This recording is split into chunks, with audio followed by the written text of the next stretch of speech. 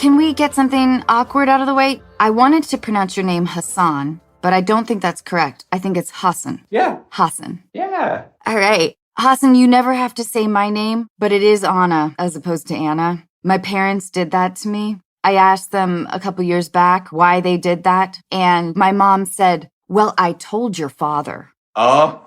They don't understand that this has been a very minor life struggle. I've been accused of arrogance. Because Anna sounds very bourgeois. Yes. Yeah. And the insistence on it is even more obnoxious. Anna's a little bit more proletariat. You're one of the people. Anna is top shelf. It's fancy stuff. All right. So, Hasan, I'm a big fan of a podcast called Snap Judgment. Okay. And I heard your story about growing up in Davis with the bicycle, your father and your sister, which is an incredible story. Would you mind for our listeners recapping it? Yeah, I can kind of give you the quick rundown. I'm a child of immigrants. My parents immigrated here in 82. My story is very similar to a lot of first generation kids in the US, where when you came to the States, depending on where everybody was at in your family, different people were on different tracks. So my dad came here. He was an organic chemist. And my mom was finishing med school. So she was doing her residency and rotation. Long story short, I spent a lot of formidable years with my dad. When my sister moved back to the States, when I was 8, she was 4. I always wanted a blue BMX bike. I never got one. And I think my dad, as a way to overcompensate, gave my sister this beautiful blue BMX bike. And for anybody who was a 90s kid like me, a BMX bike was like the ultimate Veblen good. It was everything.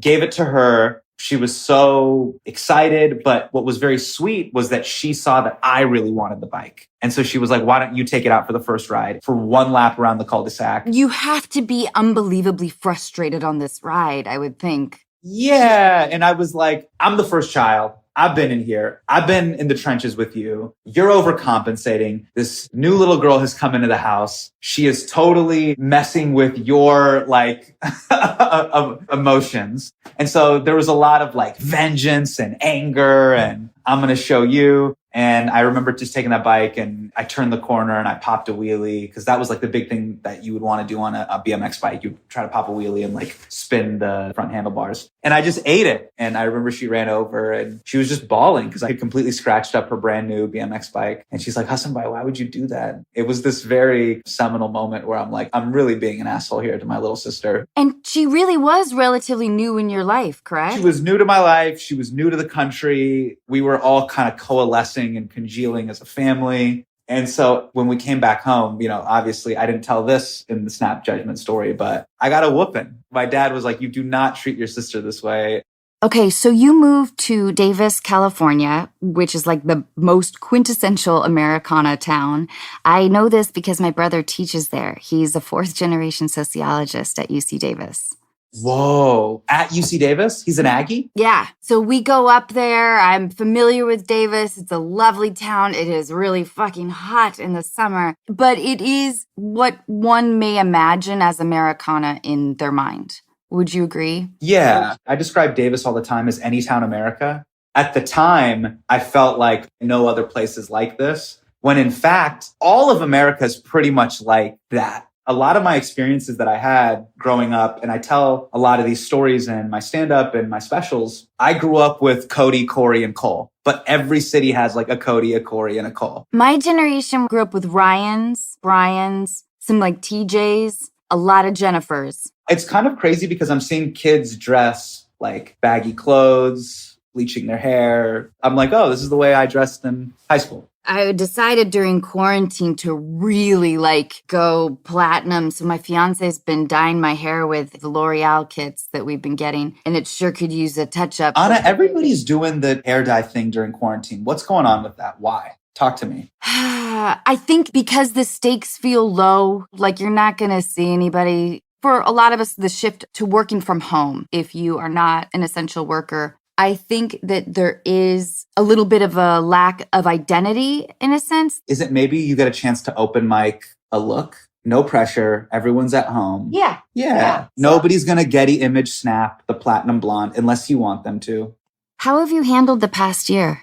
I've been rocked. And Bina, my amazing wife, she has told me, you've been a miserable person these past 13 months. And she is right, because the thing that has frustrated me the most is the pandemic took two things away from me, irrespective of partisanship or politics. It took away plans, which everybody agrees on, like plans make everything. And then the second thing that it took away that was really hard for me was agency. Just to kind of pull back the curtain a little bit, I remember you had reached out to me to do the podcast. And one of the things that I messaged your team back, I was like, I would love to do it in person if that's possible, because I did not realize this about myself, but I have discovered this. I love connecting with people. I love being on stage. I love performing. And I have experienced such digital disillusionment that I feel like as an artist and as a creative person, the little nooks and crannies of our interaction, the way you're holding your hair right now, your posture, my posture, there's all these thousands of little micro things that go into being a human being that my iPad or iPhone just cannot capture. And that being taken away from me, I felt rudderless. I'm like, where is my place? Where is my purpose? You know?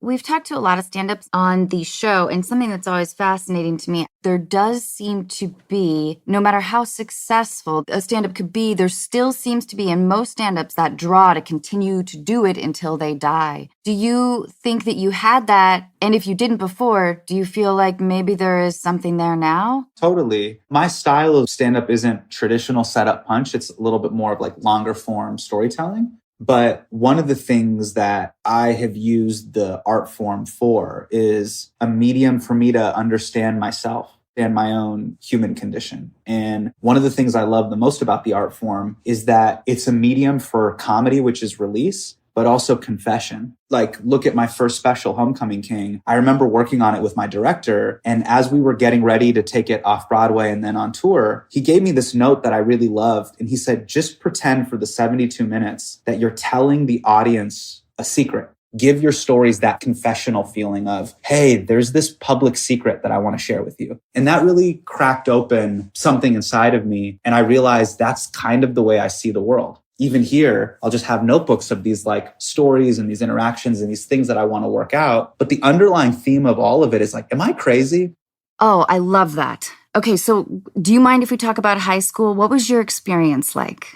So like I went to high school in the late 90s and early 2000s. And so one of the things that became very cool and popular 5 to 10 years later was being cerebral became very sexy at that time. But the speech and debate, impromptu forensics stuff was not very cool at the time. Did you go to any high school reunions? No, but one of the things that I have done is that the people that were really nice and sweet to me, I still keep in touch with. And I try not to be scared in being candid with my feelings towards them. Those are the reunions that are like worth going back and reliving and still being in touch with those people. There was a girl that I had a crush on. I'm not going to say her name, but we ended up bumping into each other and we just got to small talk. And then I don't know what got into me, but I was like, hey, I had a huge crush on you in the 8th grade. And I wish I would have told you that. And she was like, I had a crush on you. That is so satisfying. Yeah. And I'm like, what? And she goes, yeah, it was like two ships crossing in the night. And I cannot tell you how thrilling that moment was. At age 34, Totally. I found out she was into me.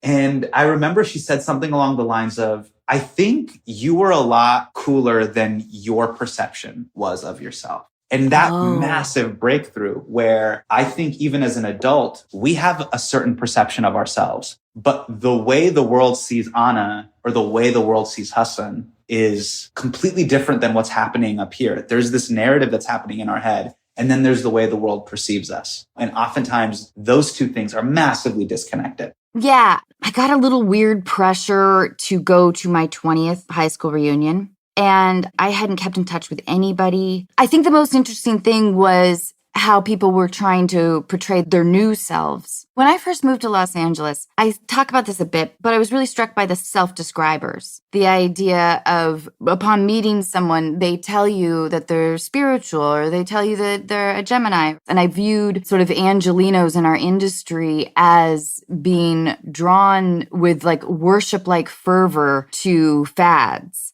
When you perform in certain cities, Do you have a sense of like what kind of crowds? And did you have a similar feeling about Los Angeles? LA was a very dark, trying place for me. I did not have a good experience. I met a lot of very close people. When I got hired at The Daily Show, I kind of made that promise of, I think I'm going to just be a New Yorker. Do you mind my asking about Los Angeles and why it made you feel that way? Yeah, I think it was the sheer desperation, clout chasing. And when a city is defined by one specific wavelength, I think that can be not fun to be around. So making it in show business is the one wavelength that operates everything in Los Angeles. And that is very corrosive to, I think, the artistic spirit. One of my favorite comedians, he's an up-and-coming comedian right now named Danish Makbul. He talks about LA and he goes, I hate LA. I go, why, Danish? And he goes, you got a bunch of motherfuckers who believe in nothing but have opinions on everything. And I really love that line.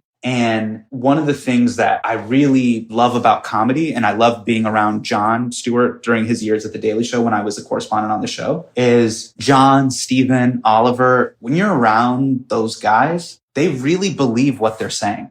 But yeah, the city of LA, it's why I still, when I fly in, I fly right out. It's traumatizing.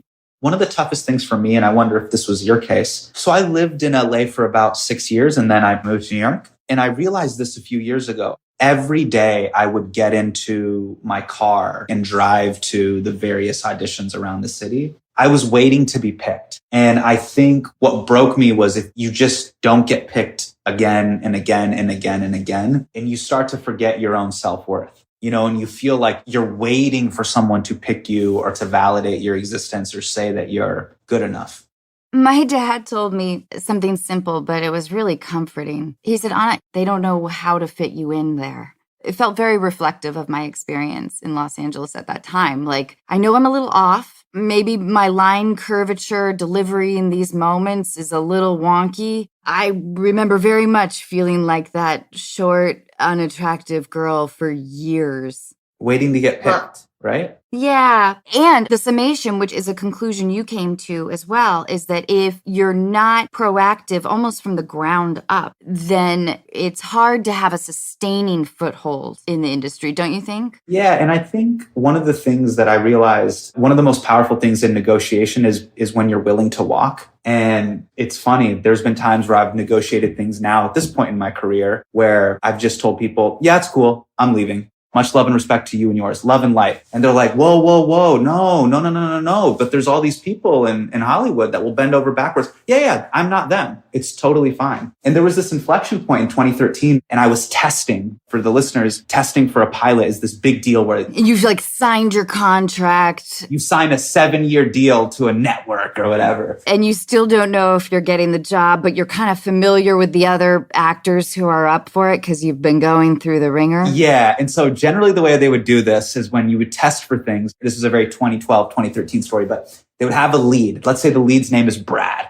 They would have 3 Brads, and then they would have 1 ethnic dude. They'd be like, all right, we got to go with brown guy, black guy, Asian guy. We're going to mix it up. Maybe Brad could be ethnic, but we just have to have this to protect ourselves, potentially from a lawsuit and or who knows, this could be a Hail Mary. So I'm sitting there for this pilot called Cuz Bros, and I'm testing with the other guys. Everybody's talking about their dating life and their personal life. Everyone's trying to act like we're not thinking about the audition.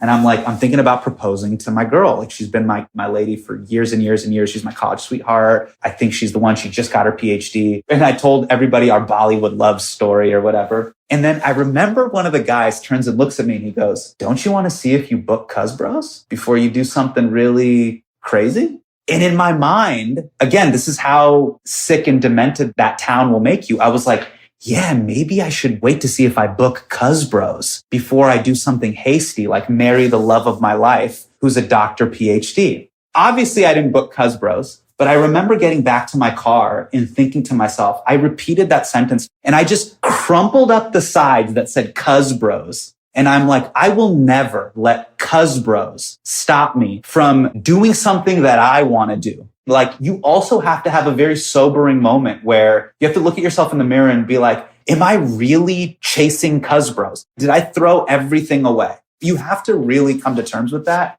since then, that moment in kind of 2013, and I made that decision, and to have agency over the decisions in my life, I've never looked back. And so my relationship with being a public figure or navigating this crazy thing called show business has been defined by that. I have to do it on my terms. That is so fucking powerful and important and brave. I want to be clear though, Anna, like I will do commercials, but I walk into it just being clear in what you're doing and why you're doing it. That is what it's all about. Not have delusions about it, because you'll wake up and you'll actually be tricking yourself. You'll start taking Cuzbro seriously. Yes, you're 100% right. It feels like our industry's insistence on extreme prioritization of career over all else is not the way I want to live. You know what's interesting is I tried to always think about what's the underlying emotion behind this? Why am I doing this? And on some level, I feel like what's underneath Cuzbros is this desire for fame. Fame gives you validation. It means you're worth something. And on a very macro level, it's almost like everybody who's on social media, we feel like we're one scroll away from being forgotten. That if I book this show, or if the pilot gets picked up, or if the series gets renewed, I somehow will avoid death.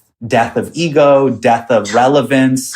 I have to always remember, Hasan, you're a comedian. Remember the cosmic joke. None of this matters and nobody cares. Totally. I was in a relationship with an actor when I first moved to Los Angeles, and I had done Scary Movie and he hadn't done much, but he was feeling insecure and he said, but you don't understand. You have something that's like in celluloid now. You have like, after you die, you have something. And I thought, oh my God, like legacy? Yeah. The idea of being hung up on legacy is daunting. Yeah, you also have to be kind of a sociopath to be playing for like the statue business. Totally. My brother talks about the self-congratulatory element of our industry and how no other industry really does it like us. Okay, what is your relationship with the idea of patriotism? So one of the things that I've struggled with in terms of my identity, I grew up in this country, Muslim American, post 9/11, and my sophomore year of high school, 9/11 happened. And that was a real turning point for me, where America quickly felt like a place where I was wearing my home jersey to where I'm now wearing an away jersey. And kind of my loyalty in my place in this country was very much kind of questioned. And it's interesting, here we are 20 years later, and it's been announced the US government is looking to now pull back troops from Afghanistan and Iraq and leave this kind of never-ending war that we've been in the past 2 decades. But these past 2 decades during the quote-unquote war on terror was a very interesting and trying time for my community. And I really had to think about, what is my relationship with America?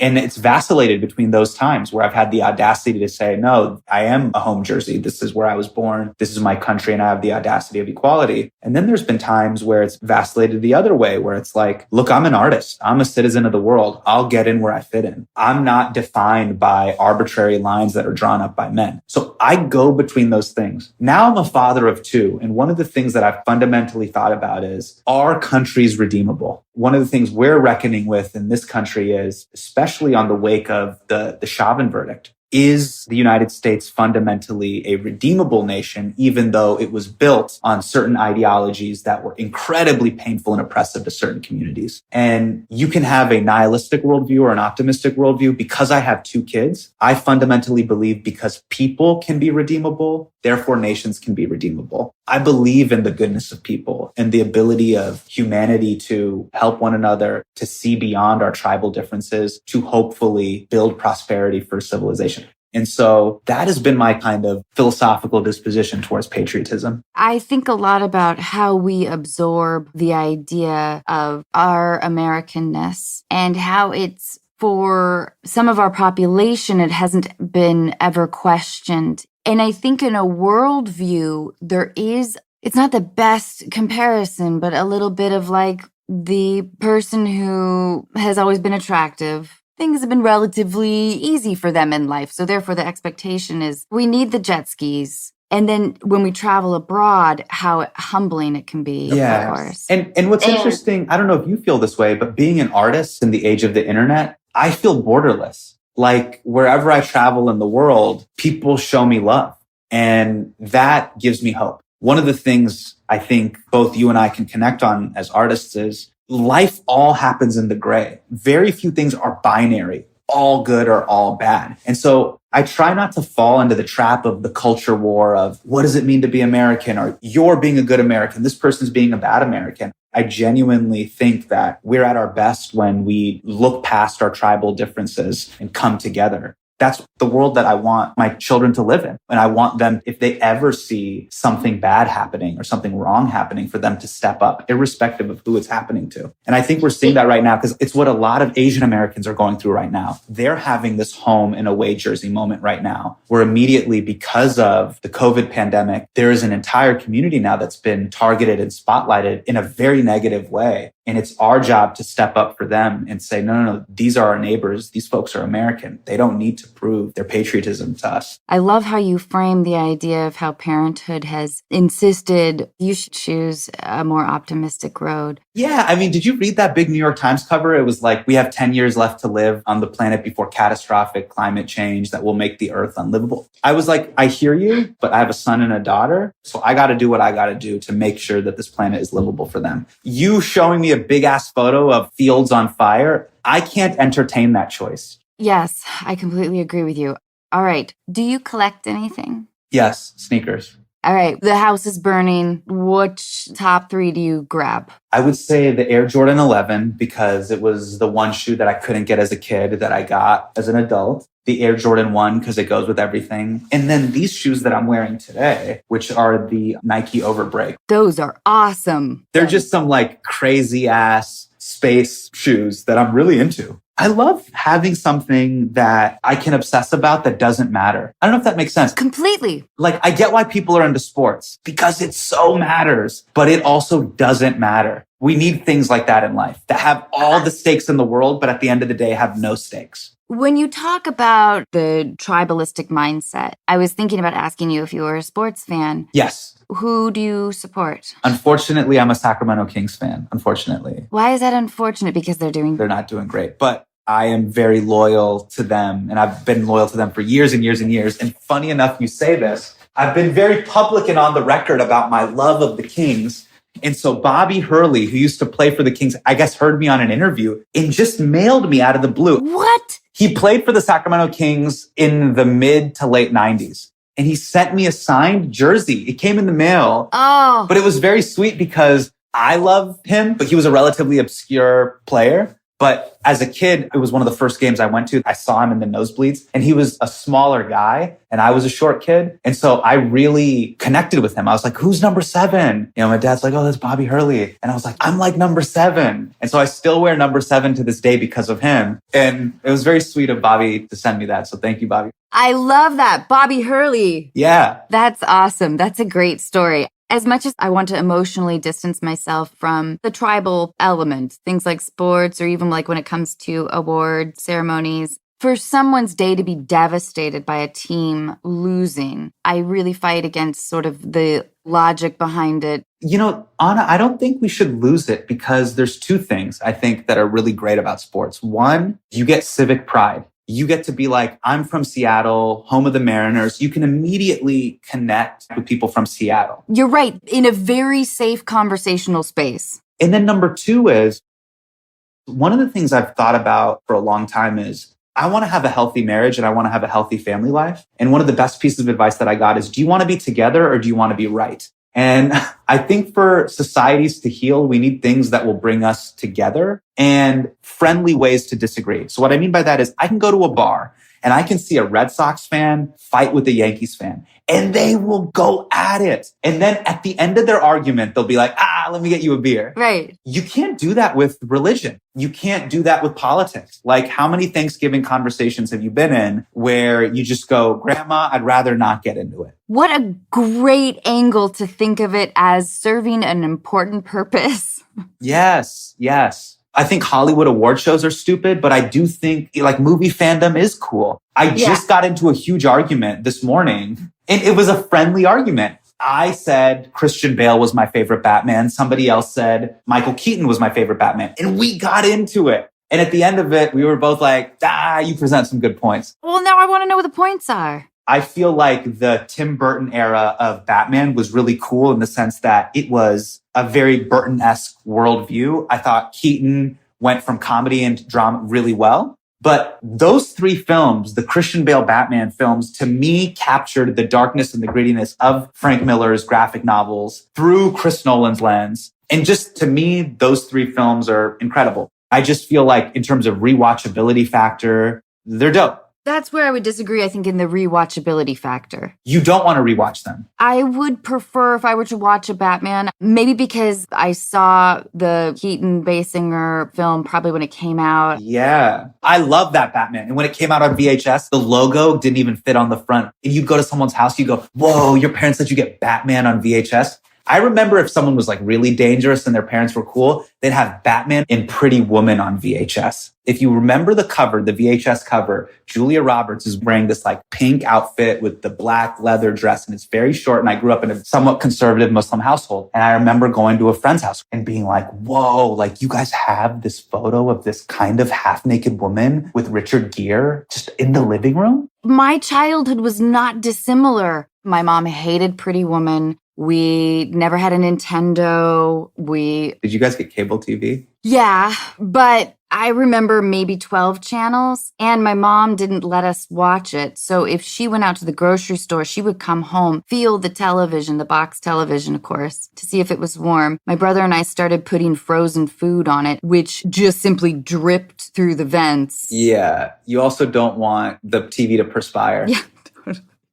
All right. So have you ever written a fan letter? I have not written a fan letter, although I was pretty close. So one of my favorite authors of all time is Beverly Cleary. And I remember a kid at my school, his name was Michael Cleary. And he told me, hey, do you know my grandmother's Beverly Cleary? I love that you're kind of telling me this as a secret. You have to understand, in the second grade, Beverly Cleary's books were right that age group, like second, third, fourth grade. You start reading Ramona, you start reading that whole kind of series, right? And he goes, listen, if you want to write her a letter or something, I can get it to her. And then I remember I was writing a letter and Mrs. Caldwell, our school librarian, told me, no, Michael Cleary is not related to Beverly Cleary. It was really heartbreaking. I can't believe this librarian just delivered the shit news and then didn't follow up with a helpful, but I bet there's a way we could get this letter to Beverly. Oh, that would have been really sweet. She should have done that. Yeah. Oh, I did want to ask you, if men could give advice to women, what would you say? I'm not one to give advice, but I can tell you my personal experience. Oh, let's hear it. Yeah. I think my biggest shortcoming in that department where me and Bina differ is her ability to multitask and my ability to barely do one task. This morning, we were dropping our daughter off at school and we were having a conversation because she has a work trip coming up. So she's talking to me about the drop-off schedule and the sleep schedule. I got to juggle both our son and her for a couple days this weekend while she's doing her work trip. She's talking to me. I'm fully locked into our conversation this morning at 7:48 a.m. And our daughter's in the back and she's like, excuse me.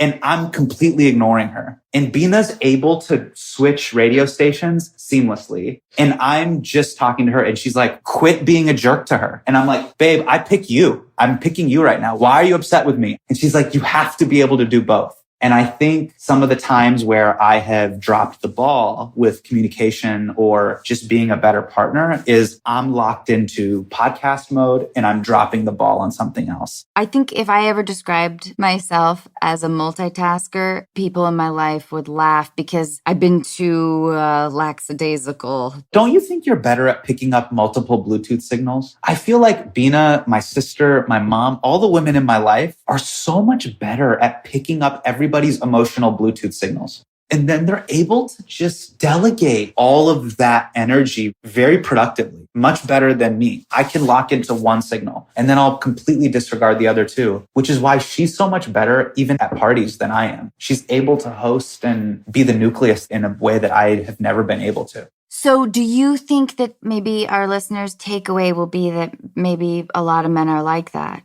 And so if they're not paying attention to you? I mean, no, if someone's not paying attention to you, I tell Bina this all the time, yo, I'm obsessed with you. She's like, what are you talking about? I know everything about you and I'm obsessed. Sometimes I'll watch her watch TV and I'll know immediately from her look whether she really likes the show or not. That is so romantic. So she'll be watching like To All the Boys, P.S. I Love You or something like that. I'll watch her watch it. And then I'll see her. She'll do this little smirk. Just the right side of her mouth will go like this. And I'll be like, oh, she's into it. I love that. But to me, that's what it's got to be. Like, I always want to be that obsessed with her. So if, I don't know, if your listeners have a boyfriend or a partner that's not into them like that, keep it moving. Life's too short. This episode of Unqualified is brought to you in part by Mosey Baby. Mosey Baby are makers of the Mosey Kit, a groundbreaking home insemination product that's safe, simple, affordable, and more romantic than a doctor's waiting room. The Mosey Kit is clinically proven to be as effective as IUI for conception, but if you are familiar with IUI and IVF, you know that these procedures can cost tens of thousands of dollars. At only $89, each Mosey Kit includes a collection cup, educational instructions, and 2 Mosey syringes, the first and only syringes designed specifically for baby making. They are as comfortable and familiar as using a tampon, work with fresh or frozen sperm, and ensure you make the most of each try. Mosey also has ovulation predictor kits and pregnancy tests, everything you need discreetly delivered to your door. Wondering whether Mosey is a good fit for you? Check out their instructional videos, educational articles, and real stories from the Mosey community and get inspired to start your journey. Mosey Baby has helped thousands of families inseminate safely, comfortably, and effectively at home with the Mosey Kit. Ready to make a baby? Visit moseybaby.com/Anna to get 15% off your first Mosey Baby purchase. Again, that's moseybaby.com/Anna to get 15% off your first Mosey Baby purchase. Okay, what personality traits did you inherit from your parents, do you think?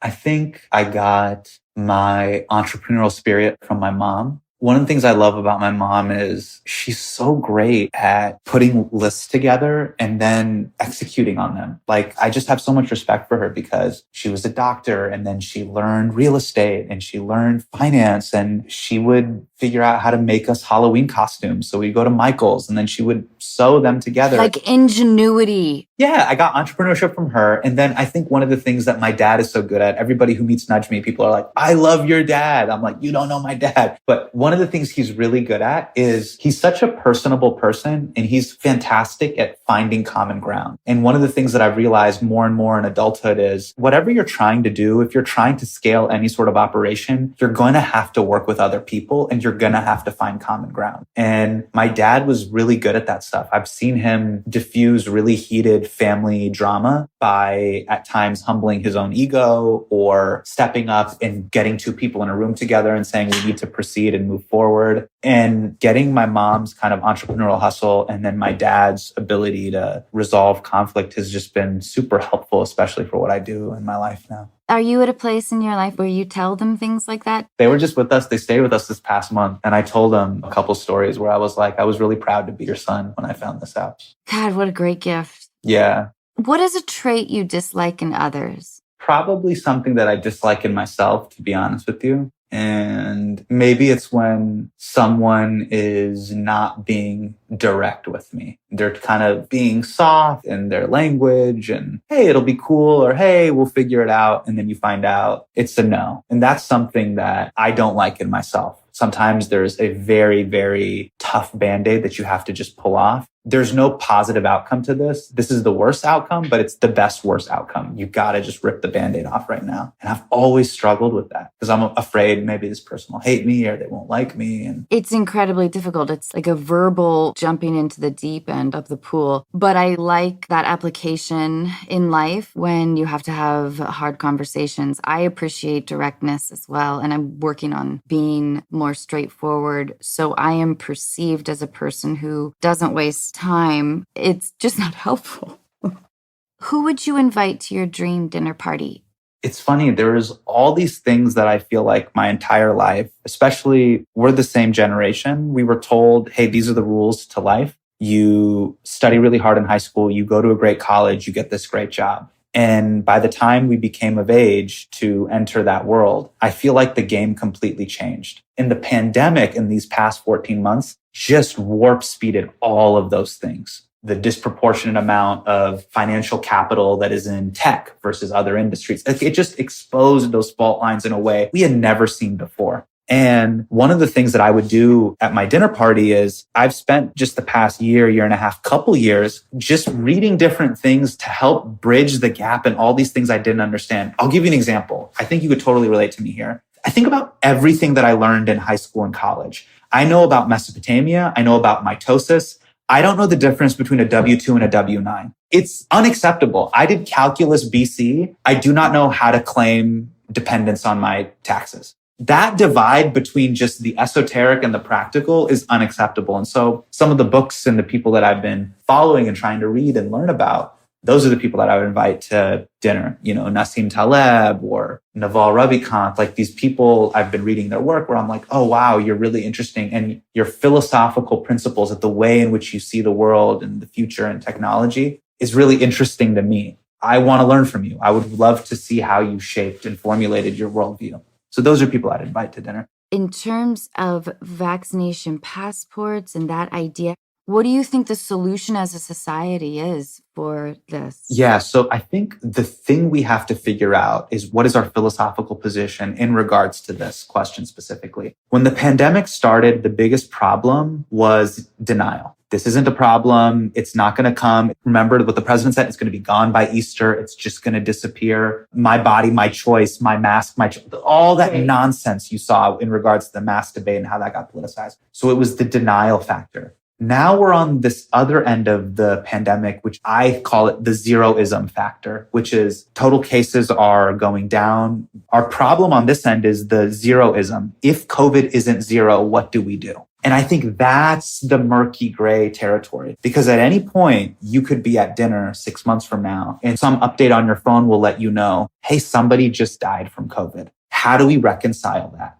If it will never be zero, how do we also reconcile the fact that, yes, some people will pass away or be very much affected by this thing versus our desire to move forward with quote unquote normal life and leave the house? So what do we do now with that? What is that number that everybody's okay with to go? And cool, the number is 250 million Americans vaccinated. And we are now crossing the Rubicon. You know what I mean? I do. And I wonder about the declaration of having been vaccinated. How is that going to manifest? Because I imagine, a high-end restaurant may want to serve only vaccinated people. There will be like these pockets starting to emerge of like vaccinated only. So does this come in the form of an app? And does it have to be controlled by the private sector, or can it happen on a federal level? But I don't know if it can, because constitutionally it may not, right? I don't know. I have my card. I'm willing to pull it out at any point. But I understand the kind of civil liberties argument behind it. And I see both sides. Like there's certain people on the other side of the argument of like, why are you afraid of carrying a card and using that? Like they require you to give vaccines to children or when you travel to certain countries. So there's people on that side of the argument of like, what's the big deal? Like I've been getting vaccines to travel the world for a very long time. And then there's people on the other side of the argument of, whoa, like you don't have rights over my body. You cannot tell me to get a vaccine or not. So I don't know how to reconcile this, but I don't either at all. But I do think a system of some kind will be implemented, and maybe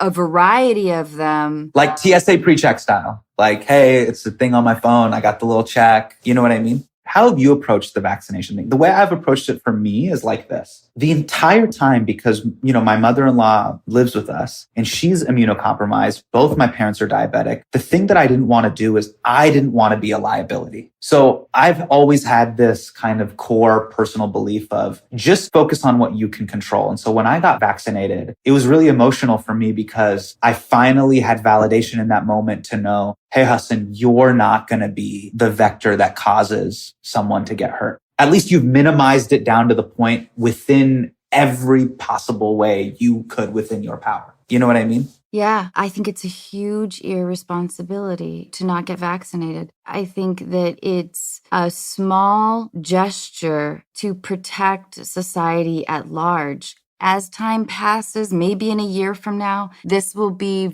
only giving maybe 30% more importance in one's life as getting a flu shot, like sort of having that flu shot-like mentality. I hope that that's what happens. It's basically this. To what extent do you trust institutions versus how bad do you want to get back to regular life? My desire to get back on stage, get on tour, go do your podcast in person is greater than my trust of Johnson & Johnson. And I got the J&J. So it's like... Yeah, 100%. You just suck up and do it. I got loopy at 13 months, 14 months. I'm like, I can't do the slumber party any longer. I have to do everything I can in my human capabilities to just get back to life. And to me, that was the vaccine. That's my take on it. Yeah, I know. I hear you. Do you want to end on something a little bit more upbeat or interesting rather than vaccine arguments? Yeah, but I so appreciate your thoughts. Oh, I did want to ask you, what talent or ability would you most like to have? I wish I was good at building things. Like my brother-in-law is really good at building stuff with his hands. And he showed me this video. He was like, hey, I built this gym in the garage. I was like, yeah. And he's good at fixing cars. It's just such a tactile, like, I built this and I can show you, look, I made it. Look, it's a thing I made. I wish I could do that. I'm not good at that. I'm good at writing and highlighting stuff and being like, look at these notes. I have a great take on this, you know, like I have a really great joke idea here, but that's not like building a gym in the garage. So that's a skill set I wish I had. I like that, but I kind of feel like you might be the sort of person that if you have a strong desire to have an ability, you would achieve it. Anna, I'm really bad. I'm a horrible driver and I will straight up just like in the middle of building an IKEA crib for the baby, I'll just stop halfway through and I'm like, I'm just call a friend. Like, can you help me settle this? When you say you're a really bad driver, do you mean you're bad with directions? Do you mean you are like jerky on the pedal? I don't instill confidence. People feel scared when I'm driving. Like, are there a lot of times I go, whoa, like... Or I'm driving and I'm talking and I'm being really confident and I'm saying, hey, we're having a conversation. And then you hear a, like, you'll just hear something and be like, oh, Hasan, you almost sideswiped that person. Just do better, man. Yeah, all right. That sounds fairly bad. Yeah, it's really bad. Are you good with directions, though? I really like maps. I have a ton of maps. I like the beauty of a good topography map. You know how when you can feel the bumps of the mountains and you're like, ooh, the Colorado Rockies, and it's like bumpy? Yeah. Do you know what? Maybe the thing, this is just a theory as to why you may like maps, is the control contained nature of a map. You are so right. That's probably why I like puzzles. And the reason why the internet is so anxiety inducing is the internet never ends. Whereas a map, it's like, this is California, baby. This is what it is. We got the 5, we got the 405, we got the 10, like, this is it. You're so right. Okay, one last question. When or where are you happiest or most content? When my children are laughing. That's beautiful. Hey, I can't thank you enough. This was so fun. Like, honestly. Yeah, truly, you're amazing. You gave such an incredible interview and the advice that you give, it's really wonderful. Thank you again. Thanks for having me. This episode of Unqualified is brought to you in part by Sakara. Feeling your best starts with what you eat, and Sakara helps you to not just eat healthy, but truly enjoy it with chef-crafted breakfasts, lunches, and dinners backed by cutting-edge nutrition science. Sakara's ready-to-eat meals and daily wellness essentials are made with powerful plant-based ingredients and designed to control sugar cravings, boost energy, reduce fatigue, improve digestion, and get your skin glowing. From their best-selling Metabolism Super Powder and Metabolism Super Bar to supplements and herbal teas, Sakara has everything you need to build a foundation for radiant health. In addition to being delicious, Sakara also makes eating healthy easy, with everything delivered fresh to your door anywhere in the U.S. and ready to go whenever you're hungry. It's easy to see the impact Sakara has had on my life, and more importantly, I can feel it. Right now, Sakara is offering Unqualified listeners 20% off their first order when they go to sakara.com/Anna or enter promo code Anna at checkout. That's Sakara, SAKARA.com/Anna sakara.com/ANNA to get 20% off your first order. sakara.com/Anna.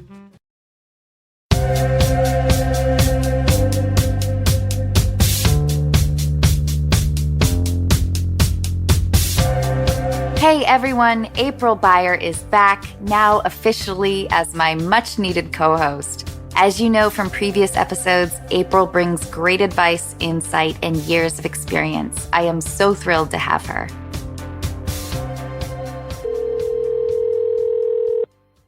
Zachary, hey! Hi, Zachary. Hello. So Zachary, your letter is like full on. Will you tell us what's happening? Yeah, so I have some things going on with my parents, I guess I could say. I already have things in the past with them on my own that I've been dealing with that aren't very positive, relationship wise. And the mother of my child, who they started to notice and talk to as soon as she had a kid. And as soon as I had a kid, they all started talking to me. So it's kind of like as soon as you have a kid, everyone just pops up out of nowhere. So it's like convenient for them because it has something to do with them because now they have a grandkid. But at the same time, where were you at before that, So I was talking to my mom and it was kind of like everything was all right, I guess. She decided to come down. This isn't Christmas. And she drove all the way from Colorado to Connecticut to see the baby. For me, I was like, oh my God, I haven't seen my mom in 4 years. So I was like, oh wow, this is pretty cool. The thing is, I didn't know what to expect. I haven't seen my mom in a very long time. I know she's still the same person and stuff like that, but she kind of starts a thing, right? So she's only there for 2 days. First day, I was like, I'm going to spend time with my mom. It'd be kind of weird to have, introduce her to her and the kid and her girlfriend's mom and stuff, just, when I haven't even seen her. So I spent the night, saw her. It turned into my girlfriend wasn't feeling well. And my mom was going to come over and see the baby. And it was like 6 o'clock at night. And I told my mom, hey, can you please wait? Because Megan's not feeling well. You could still come, just, wait a second, there's a lot going on. She just had a baby. So it turned into just a huge mess. She's like, I drove all this way and like just holding everything over my head. Like I drove this far, just to not see her. And I had her on speakerphone because my girlfriend's sitting right there and she can hear all the like bullshit she's saying basically. And because she doesn't know that side of my mom, but I do. And she's like, well, just tell Megan she got what she wanted. I'm like, oh, what? Got what she wanted? What the hell are you talking about? We've got a ways to go with your mom here, Zachary, but go on. Yeah. I'm like, she had 4 kids. Didn't she know? Like, it kind of sucks to have it. I wouldn't know. I saw like everything. And I was like, wow, like it's pretty intense. So my dad calls me and I haven't seen him in 4 years either. I literally haven't seen anybody for that amount of time. So he calls me because my mom's upset. So he basically called me to tell me how upset she is. Oh, hey, what's going on over there? I'm like, what do you mean? Oh, well, she's freaking out, like she drove all that way. You're going to have her not see the baby, like, what are you doing? I'm like, whoa, I don't need you calling me to say what's going on. You're not even over here. I don't know why are you calling me, just to yell at me because nothing's going to change from you calling me, except for the fact that now I'm more upset. I got so upset. I broke my phone.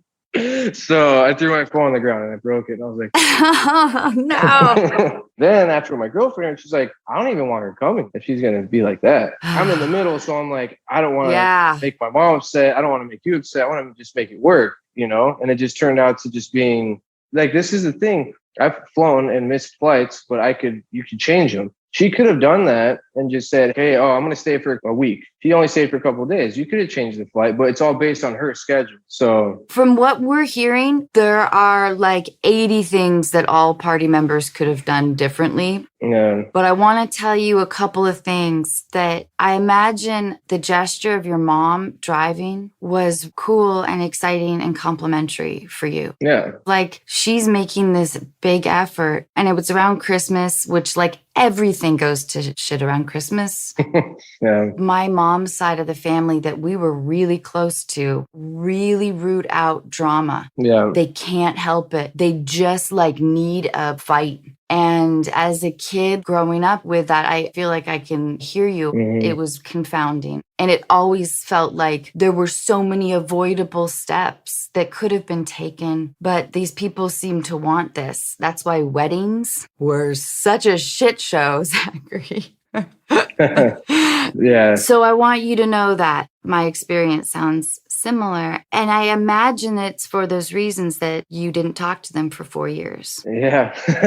Yeah. It was both ways. There was a very big issue. Just, it's a big part of how I feel and act all the time, just because of what they did and said and whatever. And I've always tried to make things okay. And it's mostly my mom. My dad just happened to make it worse on that particular day. I mean, at the end of the day, it worked out. She came over, she saw the baby, but it was a fucking mess, dude. Like, Yeah. it was not okay. Zachary, what do you want to do? They don't live close by. You've got your girlfriend, you've got your baby. What is the issue going forward? And how can we help you? So that's what kind of where it stemmed from, since the birth of the child. I mean, my girlfriend feels all types of ways about them. For going forward, I just texted my mom a couple weeks ago because the whole thing turned into, she blocked me, started blowing up my girlfriend to get pictures of the baby because for some reason, she doesn't want to say how you're doing. How's your day? How's Megan? How's your baby? Whatever. I want a picture. That's it. So to me, I read that as, I don't want to send you a picture. Like, you just want what you want. You don't want to know how I'm doing. You don't want to know how she's doing. You didn't even ask other babies.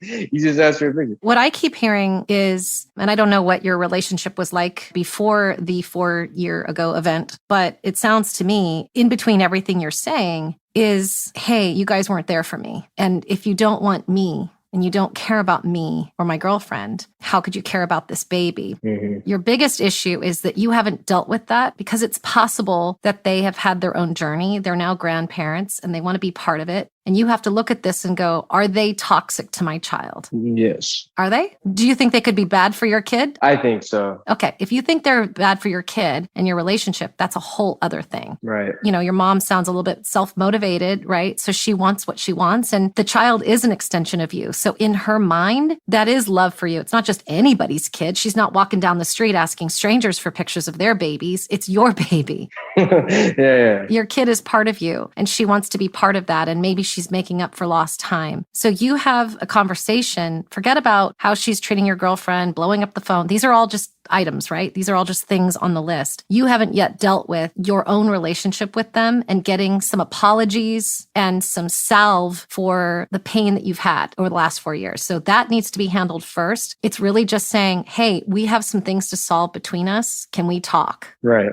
Yeah. And maybe, just maybe, you can turn this around. I don't know the toxic level of these people, but you're being reactive instead of active. And you got to get into the driver's seat now and stop complaining about this and stop fighting them off and start talking. I have a couple of thoughts, Zachary, on what to do. And tell me if you think I'm way off. Okay. I would tell her, listen, I love you so much. I want to attempt to create some boundaries with my folks. And I want you to know that I suspect that I will be kind of searching for a relationship that I never had with them. And maybe there can be a reworking of this relationship. Unfortunately, there's probably going to be some shit. If you don't mind, I promise I'm going to be open and honest with you. And I just really hope that you kind of understand that I need to go through this and I'm not in the middle. I'm with you. Right.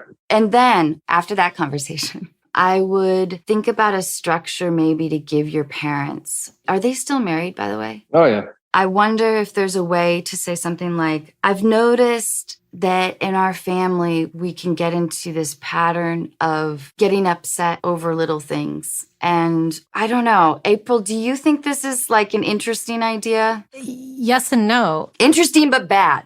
Well, no, like I said earlier, I don't know the toxicity of your parents. All right. If they're decent people, but you're going through a rough time and you had something happen 4 years ago, then there's repair to be done. If you don't feel like they are good for you and they're not good for your child, then you have to distance yourself. Yeah. But I think what Anna is saying is she's getting the feeling that there's a little part of you that's hoping for a relationship, even though you may not know it's possible. I think all kids do, don't you think? But as we grow up, we got to figure out, like, is this actually good? Because there are people that can come into our lives, they're better parent figures to us than the ones that gave birth. So my question is back to you, Zachary. What do you want? Dream of dreams. If everybody behaved, what would you want? What I would want, and just because I know I didn't say this, because this might be a good factor, I actually did send my mom a message and we talked about it. I said, Mom, I need some boundaries between you because there's a lot of things that happen that I have to talk to a therapist about that I'm still trying to get. So I told her that. She's like, oh, yeah, that's fine. Can I just check on you once a week? I was like, yeah. But then she kind of pushed the boundaries. I even sent her birthday and my dad's birthday 2 days apart. They were just a couple weeks ago. I sent them birthday cards and Starbucks gift card, like all this stuff, because I want them to know I love them, like, no matter what. So you do love her. You do want her in your life. Of course, yeah. Okay, so this is a completely different conversation, right? This is just you growing up. Now you're a father. Yeah. So you have new boundaries. That's all that's happening. It sounds to me like you're really accommodating. And what happened was you've been accommodating your whole life. And now you have the responsibility to your girlfriend and your new child. And so you just stepped it up, Yeah. right? And you got pushback from these people because they're not used to you doing that. No. They're used to you playing nice, Yeah. right? Yep. Exactly. Okay. So don't stress this. This is just about you becoming a man, right? Like now you're a dad Right. and you have other responsibilities. So you've drawn the line. Everything will shake out accordingly, but you're going to get them whinging and whining along the way because you literally did a U-turn on your normal pattern. This is new. And they're going to be blaming your girlfriend. Oh, yeah. They're going to think it's her fault. No, they already, yeah, they did. They already did. Then that's why it's really important for you to tell your girlfriend they're fucked up. They view you as an enemy. Yeah. You could be anybody. Yeah. Yeah. And so please be patient. Please be patient. I love you so much. And if you can, when you communicate with them too, if you can like mentally patronize them a little bit. Yeah. It's interesting is that no matter how old we get in life, right? And now you have all these new responsibilities, you still have the heart of the little boy or the young man that didn't get enough of what you needed and wanted. And that's what's calling out to me right now. It's just you asking for some accommodations your way. And that you're saying, it's hard for me to have you love up on my kid when I think you need to have the relationship with me first Yeah. before you have a relationship with my kid. Exactly. And let's figure out what that looks like. And my girlfriend needs that care and respect as well because she is the extension of me. And so that's what's really happening right now because they could be blowing up your phone, her phone, whatever, asking for baby pictures all day long. And you'd be loving it if you felt like you had had enough. What you're really saying is, wait a minute, what about me? What about my turn? Right. What about my babying? You didn't baby me. I told him that. I said, what about, Oh my God, Zachary, like I grew up with loving parents, but with my son, they are incredible with him. And they let him off the hook for everything or whatever like grandparents do. But I have reflected childishly, like, what?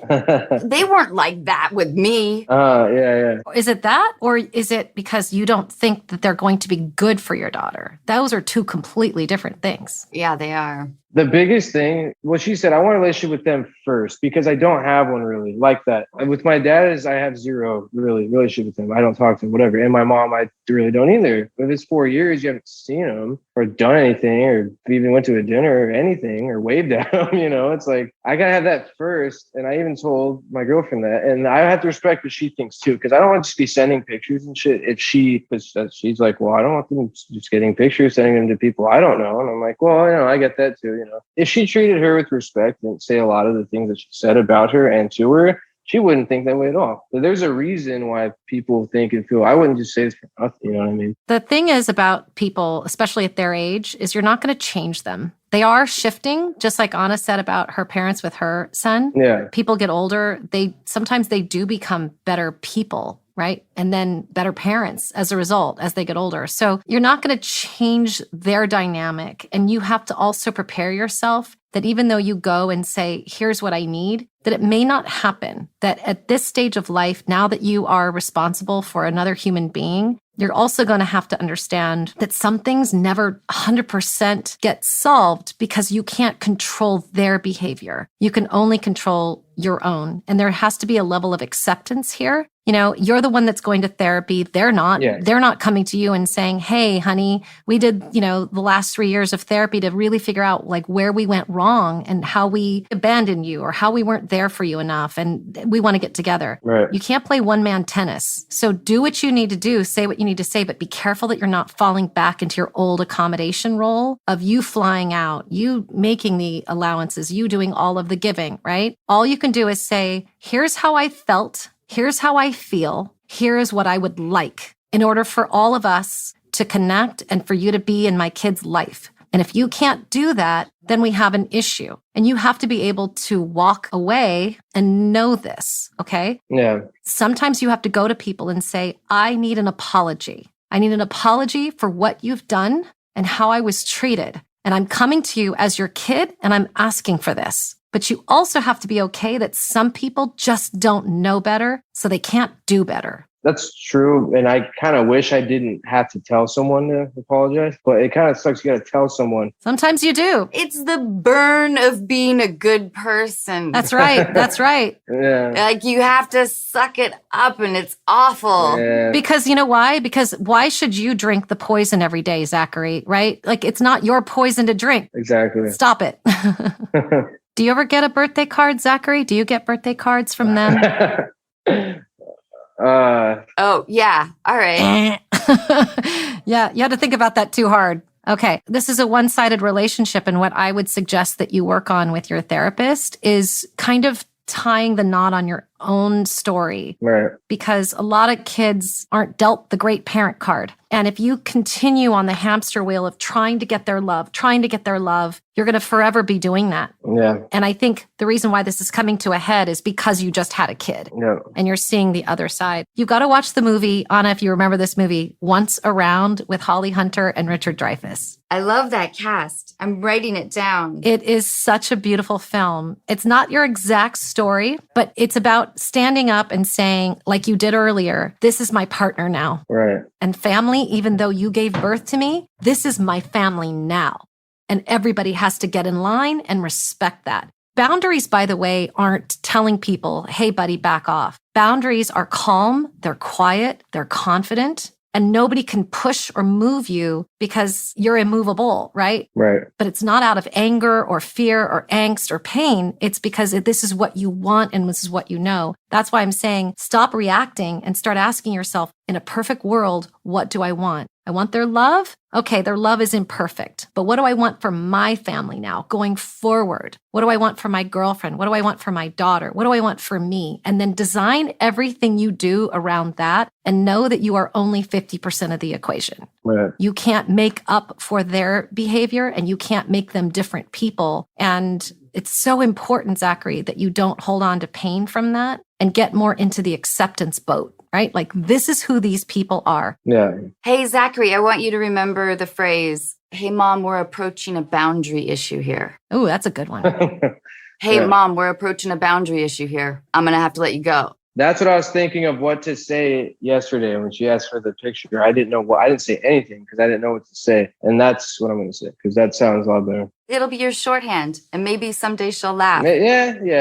And what she was saying, April, she was saying the way they were brought up might have been different, right? Yes. That's one thing I kind of forget about sometimes. Not saying that's an excuse for them to act the way they do. Yeah, it's about the understanding and the compassion, but you don't shift behavior or put yourself or your girlfriend or your child in harm's way just because you understand and have compassion. That's the difference. Definitely, yeah. The difference is, I get it. You weren't shown love. And that's why your mom does this. That's why she did the rant of, I drove all this way, right? Yeah. She wanted attention. Your child gives her attention. She probably is sharing those photos with her neighbors and anybody else who will listen, because now she gets to say, look at me. I'm a grandmother. It gives her pride. Okay. Yeah. So it isn't so much about give her everything she wants. It's about your boundaries plus an understanding. I can have compassion for somebody and say, oh, that's hard. That person had a hard knock life and I get why they're acting out, but that doesn't mean I'm going to put myself in a position of being harmed just because I have compassion and understanding. Right. Exactly. Yeah. It's just so that you can get out of your own pain and not blame yourself and not use your entire life when you have so much to do right now, making their life different or better. It's just so that you can intellectually and physically, spiritually understand it. That's the defining difference. Definitely. Yeah. You have bigger fish to fry right now, right? You're under your new life. Yeah. Zachary, I really hope this has helped. Definitely. Because I don't get to tell anyone this stuff. That's the biggest thing. The only one person I get to talk to about is the people that are in it. Nobody that sees it from the outside and sees, oh, well, maybe because, So yeah, definitely. The bottom line, I just don't want anything that causes stress or anything toxic whatsoever around my daughter at all, ever. Then you won't. You're all good because you already know what you want. Yeah. It's a little bit of a school teacher vibe that you have to adopt because you've been taught to react through your childhood, to slam the phone down, to not manage your anger, to let your parents aggravate you more than anything. So you have to work hard in yourself. Like when you see they're calling or whatever, I want you to like be in a place where you're prepared to deal with them as you would in customer service. That's a good way to, I like that. That's a good way to think about it. A little bit of a smile on your face. You're in a good mood. You're whatever. It's a beautiful day. Yeah. And that'll aggravate and confuse them for a second, but they'll get used to it. What Anna is saying, essentially, Zach, is stop being the kid and start being the parent. Yeah. To your mom. I know that sounds weird, but you got to treat when you look at your mom and speak to her, you got to imagine that she's that 10-year-old little girl in that abusive, horrific family environment that is acting out because she didn't get enough love and attention. So you have to daddy her now. Yeah. So adopt that mindset and hopefully it will bring you even closer to your girlfriend as well. You know, if she sees you handling them with control, that's mature. That's great. And also, too, kudos to Zachary before we go, is that you are stopping the generational trauma. Yeah. You're stopping it right here and now. And you can stop it by stop torturing yourself. Yeah. You got to glide through this understanding that these are these people. They're on their own track. You cannot live their life. That's you cannot right. shift them, change them. You can only speak to what it is that you are and what you want and need in this lifetime and what you want for your family.